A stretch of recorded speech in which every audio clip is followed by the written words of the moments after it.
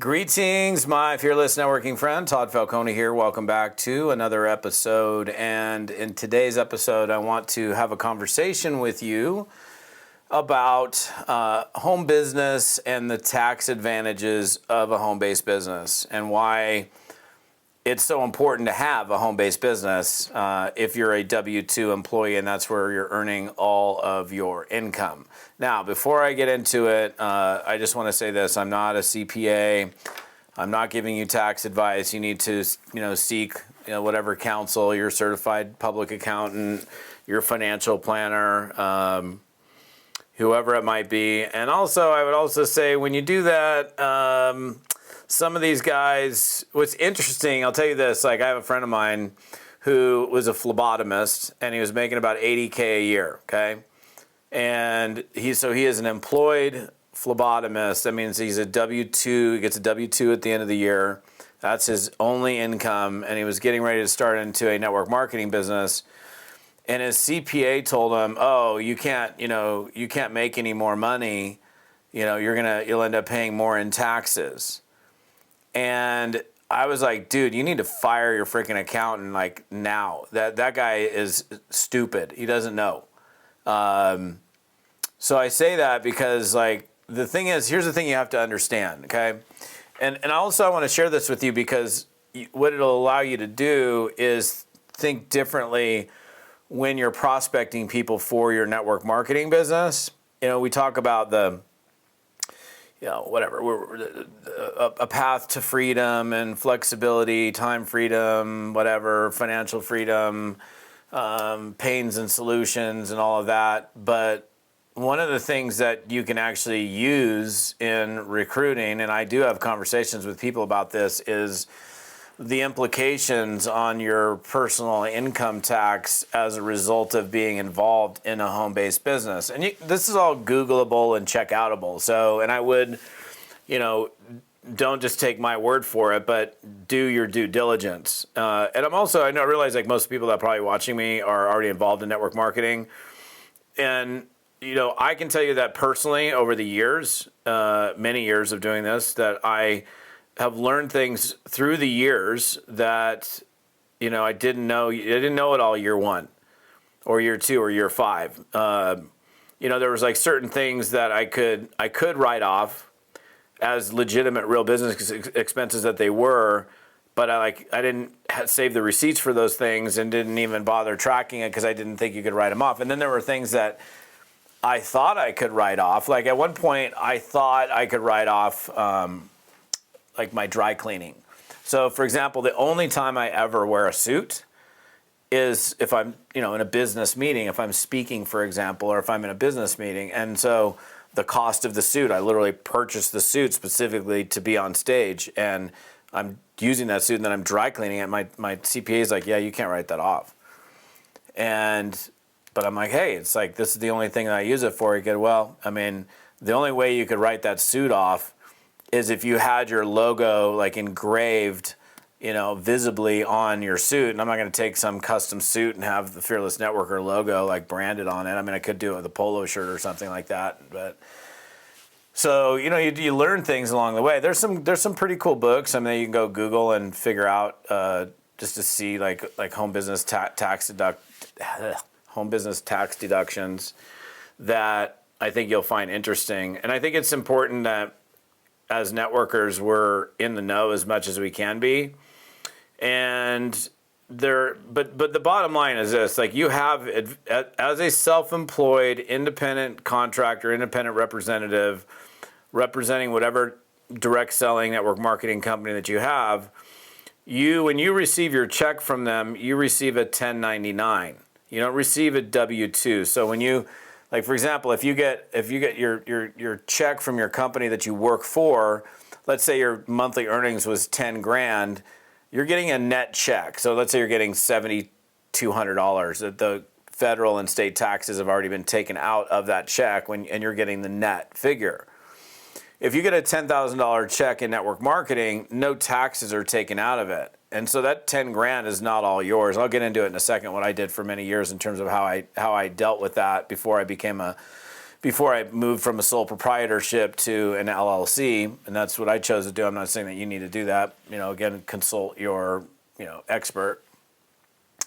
But so what you have to understand is when you have expenses right now that let's say you didn't have a business yesterday and today you have a business. There's certain expenses that you already were incurring. You probably pay for internet access.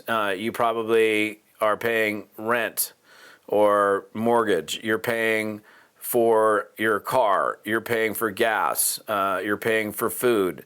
You're paying for your cell phone bill. You're paying for office supplies, pens, paper, printers, cartridges, whatever it is.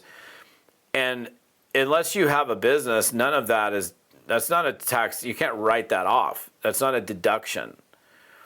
And so, but the moment you become a self-employed independent contractor, independent representative for a network marketing company, many of those expenses that you're already incurring could potentially become tax-deductible investments or tax-deductible expenses. Just to give you the basic premise. So if I, let's say if I went and I went to the office supply store and I got copy paper and I bought, printer ribbon and I bought a bunch of pens and Sharpies and this and that, and my cost was $200 in office supplies. Well, at the end of the year, that's an expense item in my business, and so that $200 would reduce my taxable income by $200 basically, is what I'm trying to tell you. So, but if I didn't have that, if I wasn't self-employed and didn't have that business, then I couldn't put that on my tax return. Again, you need to seek your expert, and you need to do this obviously legitimately, because the other thing is people get in a lot of trouble if they don't do things the right way. I save receipts for everything. Like I have a receipt for every single business expense, and if there's an invoice and there's a check attached to it, I staple the check stub and it's neatly filed away. And I put everything for me into QuickBooks, and I'm not saying you have to do that, but that's what I do. I didn't for a long time. For a long time, I literally had like a accounting log sheet, and I logged everything, and I brought the log and all the receipts to my CPA. It was a lot more manual back then, but there are big advantages. I mean, if you think about, like, the way I look at it is this: like, let's say somebody's making 50 G's a year right now in a job, and they have pretty limited deductions. If they're a homeowner, they've got like an interest deduction. If they got kids, they got like a child tax credit. But those are like, I don't know exactly what they are, but they're pretty minimal. So you don't have like itemized deductions or many itemized deductions when you're doing your taxes as an employee. But when you are self-employed, you have the opportunity to take a look at these expenses and write them off against your income. I don't know if I'm using the exact perfect terminology, accounting terminology, but I think you guys get the drift. And so what it will do is so even if somebody, for example, they started today, and what is today, as I'm recording this is like mid-July. This will probably release next week.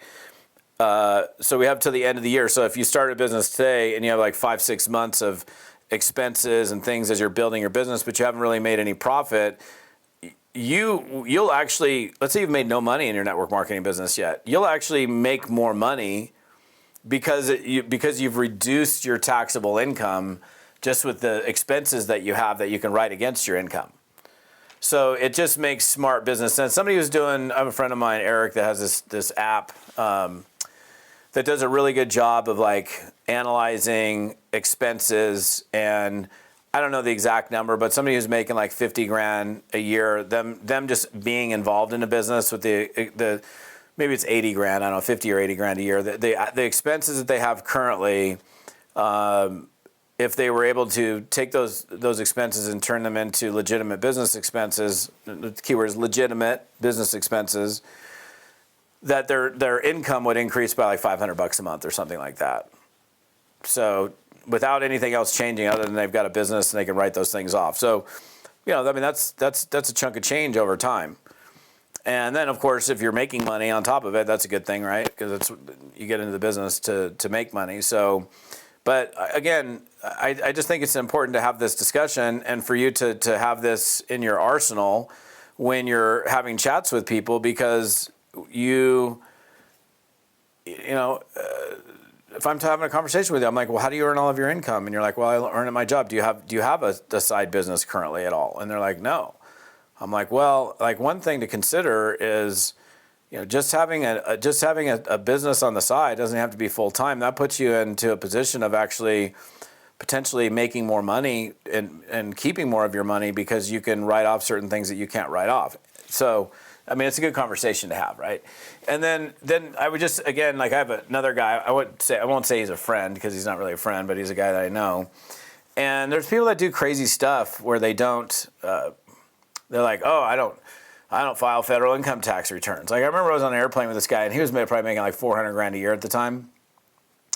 And I happened to be sitting next to him on this airplane, so we had a bunch of time together. And he's like, oh yeah, no, I haven't filed income tax returns in like 5-6 years. And I was just like, what? He's like, oh no, he goes, they what do you say? There's a group of people that are like sovereign folks or something. They're like, they never repealed the 16th Amendment, and it's a voluntary tax, and they're forcing us to pay it, and we're all schmucks and we're paying it or whatever. It